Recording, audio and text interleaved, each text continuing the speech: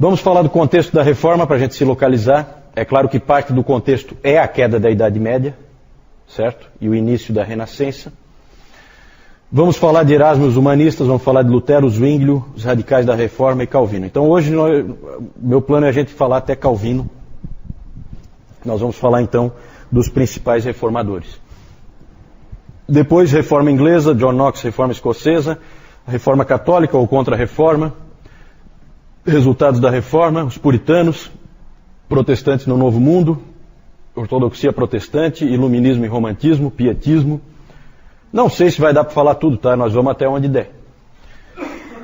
Reavivamento evangélico e grande despertamento, Jonathan Edwards, segundo grande despertamento na América, missões no grande século. Qual é o grande século de missões? Quem é que sabe? Século XIX, grande século. Contexto do século XIX, cristianismo e liberalismo, aí já é um pouco desastroso, né? Igreja Católica Romana, como está hoje, no mundo moderno. Ortodoxia Oriental, como está hoje, no mundo moderno. E protestantismo no Brasil. Não sei até onde vai dar para a gente ir. Eu vou sempre cortando alguma coisa, mas talvez alguma dessas coisas que estejam aí eu modifique e depois acabe não falando, tá? Porque o nosso tempo é limitado. Vamos então começar falando do contexto da reforma. Bem rapidamente, tá? Só para a gente se situar. Gente, em 31 de outubro, vai fazer aniversário então nos próximos dias, em 31 de outubro de 1517, um monge agostiniano, que era professor de Bíblia na Universidade de Wittenberg, na Alemanha, pregou um documento na porta da Igreja do Castelo, assim chamada Igreja do Castelo, nas quais constavam 95 teses para debate. Eram afirmações sobre a Igreja, sobre o papado e sobre as indulgências. Que monge era esse? Lutero, Martinho Lutero, exatamente. Esse fato marca o início do que se convencionou chamar de Reforma Protestante. 1517. Ano passado houve as comemorações dos 490 anos da Reforma. O quadro político, quando isso aconteceu? O quadro político é o seguinte: Wittenberg, depois eu vou mostrar para vocês no mapa, fica na Saxônia, no norte da Alemanha.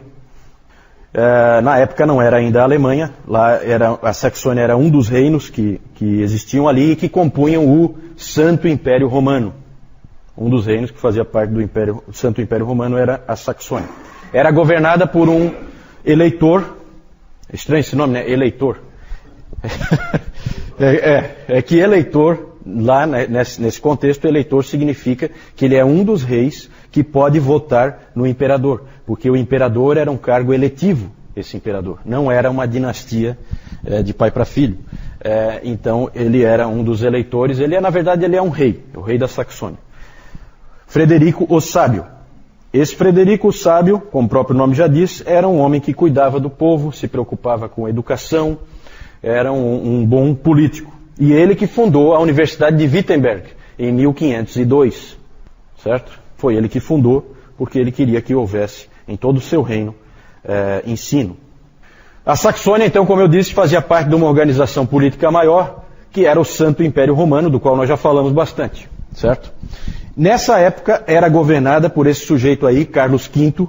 Quem já acessou lá o site Bom Caminho já viu lá que tem uma frase do Calvino numa carta que ele escreveu para o Carlos V. Esse Carlos V é o imperador, certo? Esse Carlos V, ele era descendente de austríacos da casa de Habsburg, que era uma casa importante na Europa, e era também descendente dos principais reis da Espanha, que unificaram a Espanha, Fernando e Isabel. Também era descendente de holandeses, e portanto esse homem era muito poderoso, porque ele controlava boa parte da Europa. Ele era o imperador do Santo Império Romano, ele era também rei da Espanha, e ele era também rei dos Países Baixos, da Holanda. Por causa dos casamentos, certo? Entre nobres ali. Então ele era descendente dessas várias famílias e ele controlava esses vários lugares. Ele era, na verdade, um cosmopolita. Até tinha uma famosa frase sobre ele que dizia que ele falava em italiano com as mulheres, em francês com os homens, em alemão com o seu cavalo e em espanhol com Deus, certo? Porque ele era um poliglota, na verdade a Espanha para ele era o lugar onde ele gostava de viver e morar. Vocês sabem que essa é a época dos grandes descobrimentos, e inclusive tem um fato interessante que o Carlos V ele teve que sair da dieta de Worms, do concílio de Worms, né? Onde o Lutero foi interrogado, ele teve que sair às pressas para encontrar a última caravela de Magalhães que estava chegando.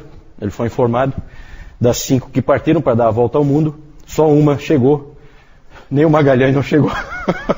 Chegaram destroçados, arrebentados, né? Mas uma caravela chegou e tinha se dado a volta ao mundo. Então é interessante que tudo isso aí está junto nesse bolo, certo? A Espanha tinha sido finalmente unificada, os mouros tinham sido expulsos, Fernando e Isabel foram os grandes reis da Espanha que conseguiram fazer isso, e eles eram reis profundamente católicos. Se diz a respeito de Fernando e Isabel que eles eram mais católicos que o Papa, e provavelmente é verdade. Foram eles que criaram a Inquisição, para garantir que, a Inquisição espanhola, exatamente, para garantir que a Espanha permanecesse sempre católica. A França, nessa época, já era um grande país. O rei era o rei Francisco I, que apesar de ser católico, romano também, ele era uma pedra no sapato do Papa e do imperador do Santo Império Romano. Estava sempre em guerra. O próprio Calvino teve que fazer o famoso desvio bendito, como se chama, por causa de uma guerra entre o Carlos V e o Francisco I, lá na fronteira entre França e Alemanha. Que mais? Inglaterra. A Inglaterra tinha passado pela Guerra dos 100 Anos, logo depois da Guerra dos 100 Anos teve uma revolução.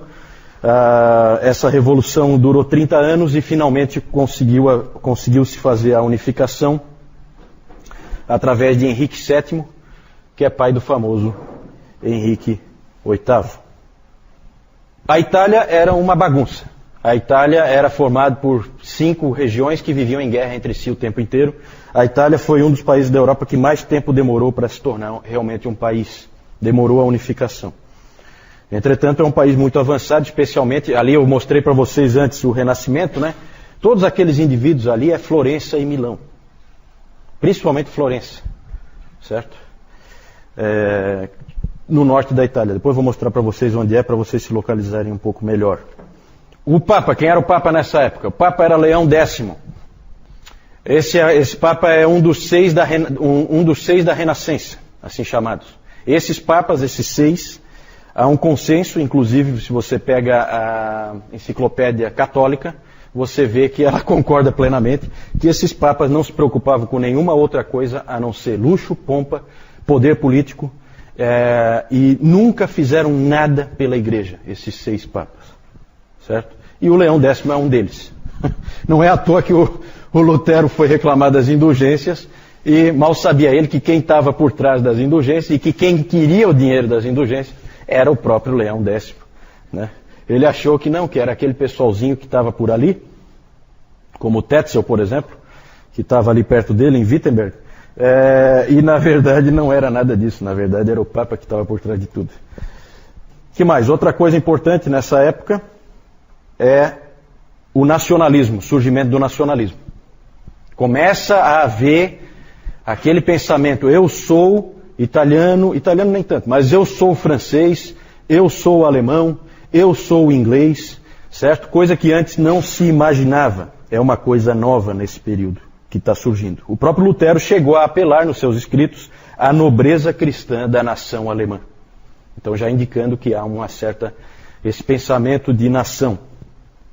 O contexto social da Europa, quando ocorreu a reforma, é o seguinte: crescimento das cidades, as cidades começam a concentrar cada vez mais gente, o surgimento dos bancos e o surgimento, portanto, do capitalismo, certo? Também impulsionando a economia, uma explosão na criação de universidades, a própria Universidade de Wittenberg. Wittenberg era uma cidade de 2.500 habitantes.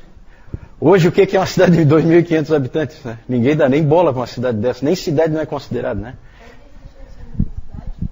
Não sei se ainda existe, não sei. Não chequei, deve existir. A cidade com certeza existe. As universidades, então, surgiram aos montes. É claro que as universidades começaram no século IX, mas aí é só o início. Agora há uma verdadeira explosão de universidades em todo o canto da Europa. E, importantíssimo, ocorre o desenvolvimento da imprensa, com o Gutenberg, que inventou a imprensa com tipos móveis na cidade de Mainz, na Alemanha, em 1455. Lutero disse o seguinte: a imprensa é um presente de Deus. E é mesmo, né? Como nós temos que dar valor à imprensa que coloca na nossa mão a palavra de Deus com facilidade, e que permite que a gente tenha acesso também a tantos livros. E foi assim que ele viu, e com certeza ele tinha razão. Outra coisa que o Lutero disse é que a imprensa permitiu que um pequeno camundongo como Wittenberg rugisse por toda a Europa. Certo? Era essa a perspectiva que ele tinha. Ele usou a tecnologia que ele tinha disponível, que tinha acabado de surgir. Nos anos 1520, 1/3 de todos os livros impressos e lidos na Alemanha eram da autoria de Martinho Lutero. Foi também, já falei, a época dos grandes descobrimentos. O próprio Brasil foi descoberto em 1500. O Colombo descobriu a América em 1492. A América é América, tá? A América não é Estados Unidos, né? Como eles gostam de fazer a gente pensar que é. O Colombo chegou lá na América Central, certo? Ele não chegou nos Estados Unidos. Então é a época dos grandes descobrimentos. Claramente Deus aqui está fazendo algumas coisas. Eu não tenho como interpretar, mas a gente vê claramente que o cristianismo está confinado na Europa. Morreu nos outros lugares, praticamente. Isso nós já vimos. E, mais para frente, na virada do século XIX para o século XX, ele vai morrer na Europa. Não é verdade? Então Deus está preparando um novo lugar para levar o cristianismo, que vai ser descoberto agora. Podia ter sido descoberto por japoneses, podia ter sido descoberto por chineses, são culturas milenares, já podiam ter descoberto muito antes. Foi descoberto por cristãos, certo? As grandes navegações, principalmente Portugal e Espanha, e depois Holanda e França, todas trabalharam para colonizar o novo mundo, assim chamado. As pessoas da Europa não sabiam muito sobre o que estava acontecendo, os grandes descobrimentos, isso aí não vinha a informação. Eles não têm jornal, não têm internet, não têm rádio, não têm TV, não dá para saber. Eles não sabiam do que estava acontecendo. Só os nobres, os reis é que sabiam. Mas eles sabiam de uma coisa que estava acontecendo e que colocava todo o cristianismo em estado de alerta. Constantinopla, em 1453, caiu diante da fúria dos turcos otomanos. E esses turcos otomanos começaram a ir para os Balcãs e começaram a atingir já a Hungria e estavam vindo perigosamente. Lutero se preocupava muito com o avanço deles. Aparentemente, se nada fosse feito, o cristianismo poderia ser fortemente ameaçado e, se não, até desaparecer por causa da pressão desses turcos otomanos que estavam chegando por ali. Que mais? Já falei dos turcos otomanos. A igreja nessa época tinha se tornado uma máquina de fazer dinheiro. Parece que isso de vez em quando volta, né Moisés? Parece que é cíclico. Não há nada de novo debaixo do sol. Um cardeal em Roma disse o seguinte, nessa época: Deus não deseja a morte dos pecadores, mas que eles paguem e vivam. Que pastor, hein? Que pastor, é isso que a igreja precisa, um homem assim. O dinheiro que era arrecadado era usado para manter as tropas do Papa, geralmente soldados mercenários suíços, até hoje se diz guarda suíça, né? É a guarda do Papa lá no Vaticano, né? Porque a Suíça sempre produziu mercenários contratados, soldados contratados para trabalharem a serviço do Papa, já que o Papa não tinha um território assim para agregar soldados.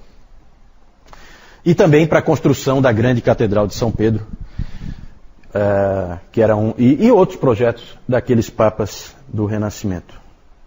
Nessa época também na igreja eram muito importantes as relíquias. Vocês leram lá o texto que eu entreguei para vocês, de como era o pensamento naquela época, e as relíquias tinham uma importância grande. O próprio Calvino uma vez fez uma sátira, né? Ele brincou com essa história das relíquias, dizendo que havia pelo menos uns 15 crânios de João Batista espalhados pela Europa e pedaços da cruz suficientes para fazer uma cruz tão alta que ninguém veria o topo. Né? Então o Calvino dava risada dessas relíquias, mas era comum ter nessa época. Uma outra coisa que era moda nessa época também eram as indulgências. As indulgências foram cruciais para que Lutero pregasse as 95 teses, porque foi isso que incomodou ele mais do que qualquer outra coisa. Porque havia do outro lado do rio, lá em Wittenberg, havia um sujeito chamado Johann Tetzel, que era um monge dominicano, e esse sujeito era um vendedor de indulgências. E era feita uma feira, com parque de diversões e tudo, gente. Sabe? Mais ou menos, hoje em dia a gente vê, tem evangelista aí fazendo esse tipo de coisa para o evangelismo de massa, hoje em dia. Né? Feiras e com parques de diversões e tal. Para a venda de indulgências também já teve isso. Isso não é novidade. E aí tinha até jingles, né? O Tetzel tinha um famoso, que é mais ou menos assim, né? A tradução, que quando a moeda no cofre tilintar, a alma do purgatório vai saltar. Então você tinha preocupação com um ente querido seu, né? Que não levou muito a sério a vida cristã e tal, não sei o quê. Então você ia lá com o Tetzel, pagava para ele, e aí você livrava o parente do purgatório, certo? Depois eu vou mostrar para vocês, era um documento que você recebia, realmente um certificado, garantindo, o Papa garantia, e vocês leram lá no texto como é que funcionava mais ou menos a coisa, e o Tetzel então era um desses grandes vendedores de indulgência, um dos bons. O sistema do catolicismo, como vocês viram naquele texto do sistema sacramental, vocês viram que era um sistema que não oferecia nenhuma esperança para as pessoas. Há um catecismo católico romano da época que dizia assim, um catecismo da igreja, dizia assim: há 3 coisas que eu sei que são verdadeiras e que deixam o meu coração pesado. A primeira perturba-me o espírito porque sei que vou morrer. A segunda incomoda meu coração ainda mais, porque não sei quando. E a terceira me incomoda acima de tudo. Eu não sei para onde eu vou. Isso é que é uma religião cheia de esperança, né? Olha só, gente, olha o desespero dessas pessoas, certo? Como que elas viveram. Não é à toa que a reforma foi libertadora. Alguma dúvida aí em relação ao contexto da reforma? Fala, Jaime. Essa frase que eu li? De um catecismo católico romano da época. Era ensinado. Pelo temor a igreja mantinha o controle das pessoas. Né? Então pessoas apavoradas e desesperadas diante de um Deus cruel pagavam o que a igreja pedia para tentar se salvar de alguma forma. Né?